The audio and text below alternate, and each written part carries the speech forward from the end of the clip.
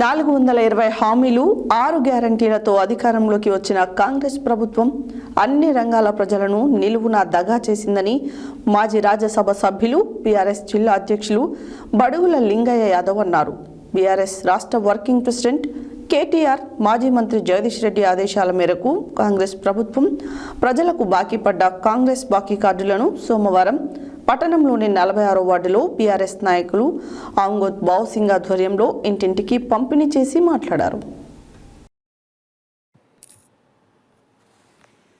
420 హామీలు 6 గ్యారంటీలతో అధికారంలోకి వచ్చిన కాంగ్రెస్ ప్రభుత్వం అన్ని రంగాల ప్రజలను నిలువున దగా చేసిందని మాజీ రాజ్యసభ సభ్యులు బీఆర్ఎస్ జిల్లా అధ్యక్షులు బడుగుల లింగయ్య యాదవ్ అన్నారు.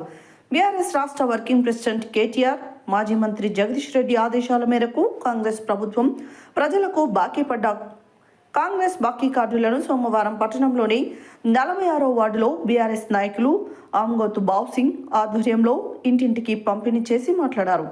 22 నెలల కాంగ్రెస్ పాలనలో ఏ ఒక్క రంగంలో ప్రజలు బాగుపడలేదని అన్నారు. నాడు ముఖ్యమంత్రిగా కేసీఆర్ ప్రజా రంజక పాలనను అందిస్తే నేడు రైతులు, రైతు కూలీలు, ఎస్సీ, ఎస్టీ, బీసీ మైనారిటీలను హామీల పేరుతో కాంగ్రెస్ మోసం చేసిందన్నారు.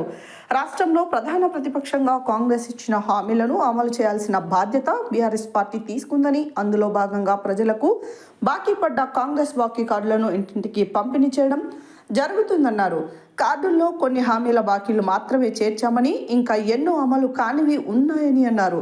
రైతులకు రుణమాఫీ, మహిళలకు నెలకు 2500, విద్యార్థినులకు స్కూటీలు, వికలాంగులు, వృద్ధులకు పెన్షన్లు పెంచుతామని పెంచకుండా బాకీ పడ్డారని అన్నారు.